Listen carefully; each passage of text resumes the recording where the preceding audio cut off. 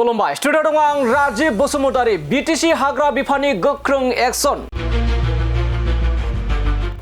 रायजो सरकारनि एबा रायजोनि हाग्रा बिफाननि मन्त्रि जयन्त मल्ल बरुवा बिथाङा जेरैबायदि गोख्रों एक्शन लादों मिथिंगा सम्पदखौ फोथांनायजों लोगोसे बायदि बायदि थांखि लादों आरो बे थांखि लानायनि उनावनो बिटिसि हाग्रा बिफाननिफ्राय गोख्रों एक्शन लाबाय थानायखौ बे समाव नुनो मोननाय जादों। बिटिसिनि मोनफ्रोमबो जिल्लायाव गोख्रों सिग्रोमदों आयेननि बेरेखायै दंफां मिल गोख्रोङै सिग्रोमगासिनो दङ एबा गोख्रोङै हाग्रा दानस्रांनायफोरनि सायाव गोख्रों एक्शन लानायनि थांखिफोरखौबो बे समाव नुनो मोननाय जादों। मख'नांगोन दि फिन आरोबाव बिटिसि हाग्रा बिफाननि गोख्रों एक्शन आरो थांखि एबा गिदिरथार जाफुंसार बेनो जाहैबाय तामुलपुर हाग्रा बिफाननि गोख्रों नाजानायाव आयेननि बेरेखा दंफां हाग्रा मिल बोखांदों। तामुलपुर हाग्रा बिफाननि बेन्दोंआव थानाय गरेस्वरनि हारिजारायाव आयेननि बेरेखा दंफां हाग्रा मिलखौ बोखांदों।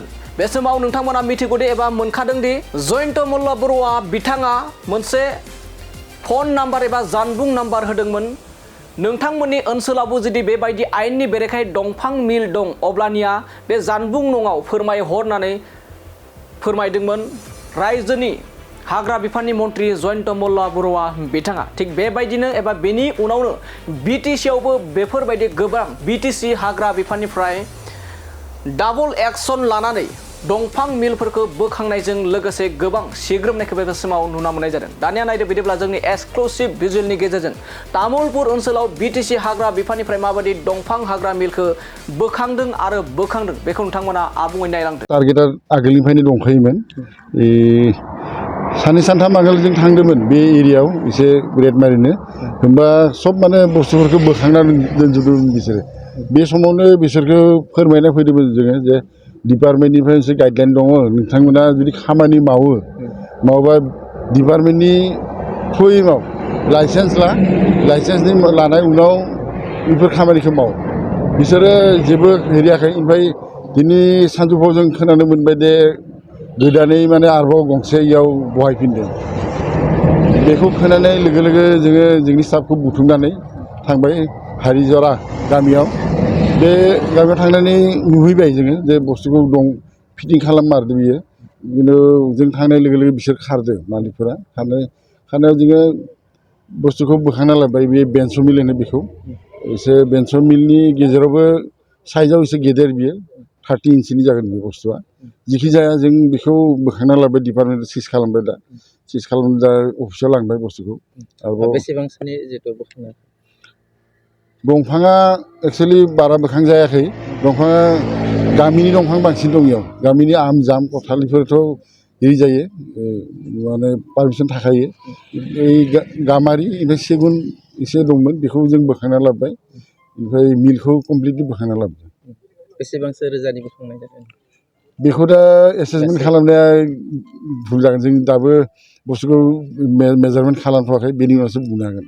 जिहेतु गरेस्वर ओनसोलाव बा तामुलपुर ओनसोलाव गोबां जिहेतु आयेन बेरेखा जिहेतु दङ मिल बेनि सायाव मा बुंगोन? बेखौनो खावलायो आं। डिपार्टमेन्टआथ' ना खालामाखै। डिपार्टमेन्टआ पारमिसन ला इनिफ्राय लाइसेन्स ला रेभिनिउ हो बेनि उनाव खामानिखौ माव बेखौसो होनदो। बे नों खामानिखौ मावनाङा होनाखै। नोंसोर मोनगोन नोंसोरो डिपार्टमेन्टआव एप्लाइ खालाम लाइसेन्सनि थाखाय लाइसेन्स लानानै रेभिनिउ हो रेभिनिउ होनानै आइनाव जि मोनो बेजों खामानिखौ माव बेखौसो डिपार्टमेन्टआ नागिरदों। मानोना जोंहा बहुद लसकान जाबाय दं बे माने सिरि मावनायखाय बे रेभिनिउआ लस जाबाय दं। बे रेभिनिउखौ बोखांनो थाखायसो बे खामानिखौ लानाय जादों। सारा जिहेतु आसाम आरो आसामजों लोगोसे बिटिसियावबो जिहेतु आयेन बेरेखा जिहेतु दंफां मिल हाग्रानि सायाव जिहेतु गोख्रों जागासिनो बेनि समाव बेखौ मा बुंनो माने मोजांखौनो मोनदों। मानोना दा सापर्टखौ जों मोजाङै मोनदों डिपार्टमेन्टनिफ्रायबो जा माने गोख्रों भेरिखौ लादों। बेयावनो मोनसे आं फोरमायनो नागिरो जोंनि डिपार्टमेन्टखौबो। मानोना बे खामानिखौ जुदि टटेलि बन्द' खालामनो नागिरो बेखौ एक्सुवेलि जि बुस्थुजों दा बाहायो मेचिनखौ इनिफ्राय पाम्प मेचिन इनिफ्राय बे स' मेचिन इफोरखौ एक्सुवेलि बाइन्डिं थानांगौ। मानोना इफोरो जाय मोननो थांनानै बाजारनिफ्राय बोखांना लाबोनानै खामानिखौ मावबाय दं बेखौ एक्सुवेलि प्रखाखौनो नायनांगौ जे मिल गंसे बायनो गोनांबा बेखौ प्रपार पारमिसन गैयालासेनो जाहाथे मोना बे आयेनखौ बानायनांगौ। नङाबा बिदिनो जाबाय थागोन जेराव मेरावनो मोनो मेसिननि करदफोरखौ गेलामाल दखानावबो करद फानो दानिया इफोरखौ बन्द जानांगौ मानोना इफोरो मोनसे हाथियारसो दा जों बन्दुकनि हाथियार गंसे बायनो गोनां बेसे फर्मेलिटि दं बे फर्मेलिटि बन्दुका लाइसेन्स दंना गैया रिनिउ दंना गैया इफोरखौ नायनायनि उनावसो नों एमुनेसनखौ मोनो खिन्थु जोंनि बे बिराद गाज्रि जाना दं माने मेसिनफोरखौ ओरैनो मोनो बाजाराव थांबानो बायनानै मोनो बे बुस्थुआ बन्द जानांगौ